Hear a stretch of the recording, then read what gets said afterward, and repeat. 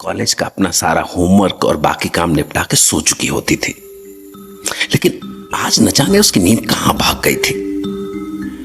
तो वो अपने बिस्तर पर बैठे बैठे अपने दिमाग में कल का प्लान कर रही थी कि तभी अचानक उसके फोन पर लगातार 4-5 बार नोटिफिकेशन वाली घंटी बजी। प्रिया को यह बात बड़ी हैरान कर देने वाली लगी, क्योंकि उसकी फ्रेंड लिस्ट में ऐसा कोई भी नहीं था जो उसे रात के इस वक्त मैसेज करे। उसके जितने भी फ्रेंड्स थे सब जानते थे कि उसे जल्दी सोने की आदत है, तो इस टाइम पर तो वो रिप्लाई नहीं करेगी। तो प्रिया हैरान सी एकटक टेबल पर पड़े अपने फोन को घूरने लगी। 11:11 हो गए हैं। इस टाइम पे मुझे कौन मैसेज कर रहा है? और वो भी सिर्फ एक या दो नहीं, बल्कि इतने सारे मैसेजेस की पूरी बाढ़। जितना मुझे याद आ रहा है, आज तो ऐसी कोई चीज़ भी नहीं हुई है जिसको लेके मेरे फ्रेंड्स रोहन, आयशा और गौरी मुझे मैसेज करें। फिर कौन हो सकता है ये? रुको चेक करती हूँ। अच्छा, तो कोई मुझे फेसबुक पर मैसेज कर रहा है। अभय? ये अभय खुराना कौन है? इस नाम के तो किसी भी इंसान को मैं नहीं जानती। फिर ये मुझे क्यों मैसेज कर रहा है? बड़ा अजीब है। देखो तो सही क्या बोल रहा है। हाय प्रिया, नाइस टू मीट यू। मैं अभय। मैंने तुम्हें खास आज 11:11 पर इसलिए मैसेज किया क्योंकि बहुत सारे लोग कहते हैं कि इस एग्जैक्ट टाइम पर कोई भी मांगी हुई विश झट से पूरी हो जाती है, और मेरी तो बस एक इतनी सी विश है कि तुम मेरी फ्रेंड बन जाओ। बस यही बताने के लिए मैंने तुम्हें फॉलो रिक्वेस्ट भेजने के साथ साथ मैसेज भी किया। अब प्लीज कम से कम मेरी फॉलो रिक्वेस्ट एक्सेप्ट कर लो। अरे ये कैसा अजीब लड़का है जो मुझे इतनी रात को दोस्ती के मैसेजेस भेजे जा रहा है। न जान न पहचान और बिल्कुल ही फ्रैंक होने की कोशिश कर रहे हैं। तो ऊपर से ओहो, इसने तो दोबारा मैसेजेस की बौछार करना शुरू कर दी। आखिर है कौन ये? इस बार लिख रहा है कि मैंने अभी 5 मिनट पहले मैसेज करा और तुमने मैसेज देख भी लिया। वाह, फाइनली। मुझे तो लगा था कि तुम मेरी ओर देखोगी तक नहीं, लेकिन मैं फिर भी तुम्हें मैसेज भेजता क्योंकि आखिर इतना बड़ा फैन जो हूं मैं तुम्हारा। अब अगर तुमने मेरा मैसेज पढ़ ही लिया है तो रिप्लाई भी जरा कर ही दो। अगर रिप्लाई नहीं करना है ना तो बस एक हाय तो लिखकर भेज ही सकती हो ना तुम। ये तो हाथ धोकर पीछे ही पड़ गया। मैं कोई रिप्लाई वगैरह नहीं कर रही हूँ। न जाने कौन है ये। अच्छा, अगर रिप्लाई करने का मन नहीं हो रहा है तो मेरी फ्रेंड रिक्वेस्ट ही एक्सेप्ट कर लो ना। हम एक दूसरे को ऐसे ही जान लेते हैं। इसने तो मेरे दिमाग की बात ही सुन ली। लेकिन जो भी हो, मुझे ऐसे अनजान लोगों से इंटरनेट पे बात नहीं करनी चाहिए। होगा कोई ऐसा वैसा दिलफेक आशिक जो हर किसी को परेशान करता रहता है। मैं इग्नोर कर देती हूँ इसे। अरे बाप रे, 11:30 हो गई ये सब फालतू की चीज़ों में। इस लड़की के चक्कर में मुझे कल सुबह उठने में लेट ना हो जाए। कॉलेज भी धरा का धरा रह जाएगा। हाँ, अब सो जाती हूँ। क्या पता कल तक इसका फ्रेंडशिप का भूत उतर जाए और मुझे मैसेज करना छोड़ दे।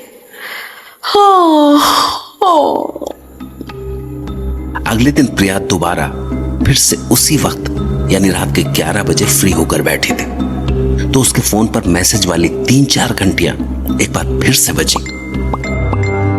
और सबसे ज्यादा हैरान करने वाली बात उसे ये लगी कि इस बार भी अभय ने उसे एग्जैक्टली उसी टाइम पर मैसेज भेजा था, ठीक कल के ही वक्त पर, यानी 11:11। ये लड़का आखिर मुझे इतने मैसेजेस क्यों भेजता रहता है? और सबसे बड़ी बात, ये मुझे जानता कैसे है?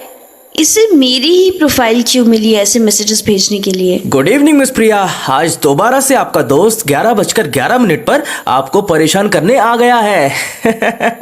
चिंता मत कीजिए, मैं आपको ज्यादा इरिटेट नहीं करूंगा और ना ही मैं ऐसे लड़कियों को रात को परेशान करने वाला कोई छिछोरा लड़का हूं।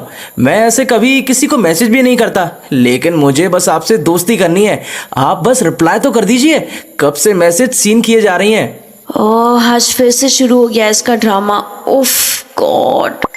मैं जानता हूँ कि तुम अंदर ही अंदर इसी सोच में पड़ी होगी कि मैं तुम्हें ही क्यों ऐसे मैसेज करता हूँ, लेकिन इसके पीछे भी एक स्पेशल रीजन है।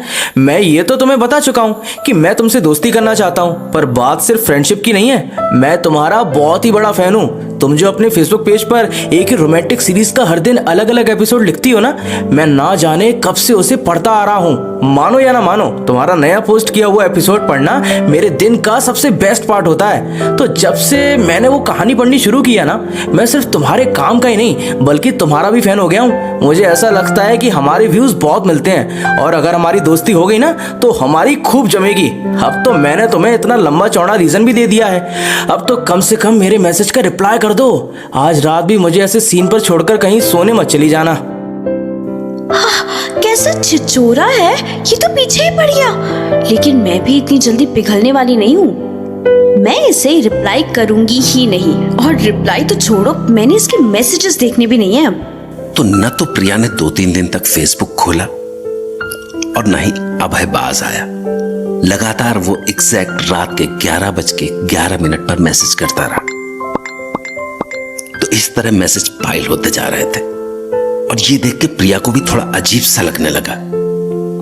अभय को लेकर उसका दिल पिघला तो नहीं, पर हाँ, उसके दिमाग में ये जानने की क्यूरियोसिटी जरूर जग उठी थी कि आखिर ये अभय है तो है कौन।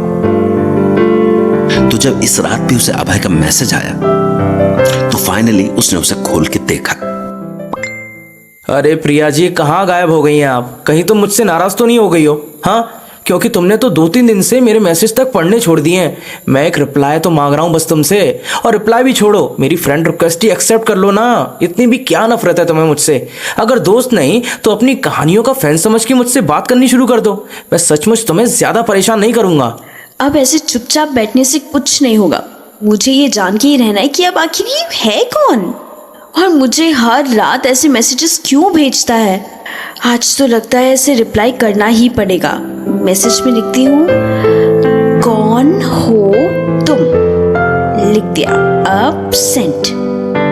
देखते हैं अब क्या बोलता है ये लड़का।